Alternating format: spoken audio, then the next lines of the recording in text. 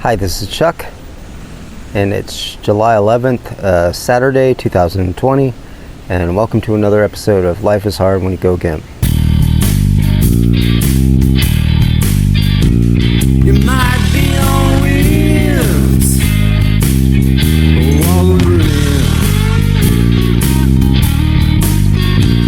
might be on wheels,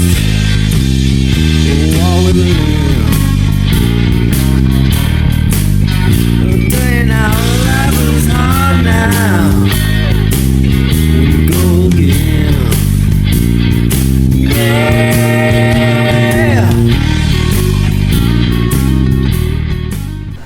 So I hope you guys like the new intro. Certainly worked hard on it.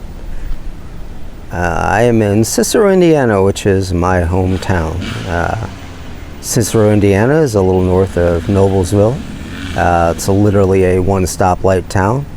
We have a beautiful causeway coming into town, a couple of amazing destination restaurants. I see a lot of people posting on Facebook where they're coming to the Boathouse and 10 West that are restaurants in Cicero. And it's a quiet little town. I certainly enjoy being here. So it's about the 26th-month anniversary of my accident. For those of you just joining me for the first time, June the 13th of 2018, fell down my steps backwards, became a complete quadriplegic, and I've recovered to this point so far. So I want to give a recommendation for those of you who haven't seen it. It's a movie called Any One of Us. It's on HBO currently. I think after a while they distribute it to other streaming services. And as far as a sickly, highly produced Hollywood documentary about a incomplete spinal cord injury patient. Is he moving anything? He's an incomplete injury, so he's got some movement in his proximal legs. The distal legs, he doesn't have any movement. He's got some sensation. It's the best that I've ever seen. It's about a guy. He's a mountain biker, extreme mountain biker. He was going down one of those crazy 60-degree slopes, fell off his bike, and underwent an incomplete thoracic injury. And the movie chronicles his recovery. One of the things brought up in the movie that I think is really important, that's very applicable to what's going on with me right now, is a lot of times with incomplete spinal cord injuries, they talk about the majority of your return to functioning occurs in the 18 to 24 month period. And from the very first time I remember waking up after breaking my neck, I remember people talking about that.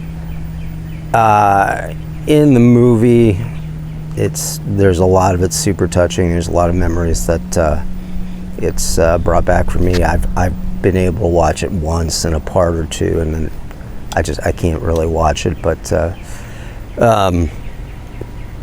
basically, it's somewhere around 2 years. He was still walking with a cane, and at some point after that, he approached his girlfriend, who has stuck with him through the entire recovery process. But anyways, they were in his backyard or something, and he was walking toward her, dropped his cane, walked several steps, fell to his knees, and proposed to her. And she became his fiancée, and now they're married. So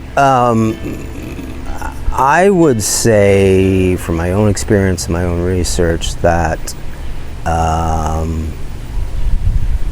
especially if you're a cervical quad, which in that movie they chronicle several of them. They talk to some complete and incomplete quads, but short little interviews. They're certainly not the subject of the documentary, but I would say for me that a large percentage of my gross motor functioning, like my walking, has returned, in that 18 to 24 month period. For those of you who saw my last video of me playing guitar for one of the first times, that was amazing. I've been playing guitar since I've been 10 years old. So I've been playing 40 years. It was one of the things that I accepted, that I would never play guitar again, and I just kept pinking it up more for a joke, for fun, and that majority of my return to function as far as guitar is concerned literally happened in the last 60 days. Another thing chronicled in any one of us is literally the desperation that many, not almost all, neurological injury patients go through. There's this website where it shows every single trial in the world. And I went, one day I spent 4 hours going through 800 different trials, like looking at them, reading them. And I found two. That I was like, oh, this sounds good. And then I sent them to my doctor and he's like, no. The subject of the documentary, the mountain biker, sorry, I keep forgetting his name. He actually went to Mexico for embryonic stem cell treatments. And he admitted before he left that literally 99% of the people told him not to do it. He never mentioned a number that he spent, but he mentioned his life saving several times. And then several months after the treatments, he admitted that they did absolutely nothing, unfortunately. Dealt with a lot of leg pain that is made ambulation for me difficult. I went for some dry needling on that, which wasn't really successful, but that's actually a treatment that's approved by and paid by insurance. So I was desperate at the time for pain relief, but it wasn't really an out there solution. So I had to slow down on therapy a little bit during the whole COVID crisis. I continued with the telehealth visits with Travis, which is exceptionally helpful, and I really enjoyed it. Not only the exercise, but just the connection with other human beings when you're locked up in your house, which a lot of us people struggling with paralysis don't go a lot of places anyways, but it's a lot different when somebody tells you you can't, even if you want to.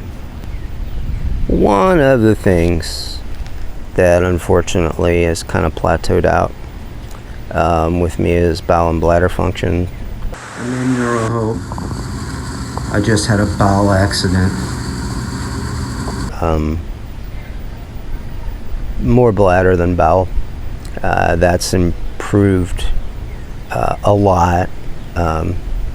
Certainly an embarrassing subject not a lot of people like to talk about, but you know me, I don't mind talking about it. Congratulations. How do you feel? I gotta pay. I have to really plan when I'm going to drink wet liquids and try not to do so much of that prior to going out in public and doing most of the majority of my hydration at night. I can walk with a cane. God forbid, if it was a horrible day, I could be pushed in a wheelchair, but the bladder issues of not really perceiving that my bladder is going to fill up and then just urgently having to go in 30 seconds to a minute or so, that's actually more of a barrier of me going out in public than actually ambulation or anything else. So as I always say, when faced with something new, improvise, adapt, and overcome.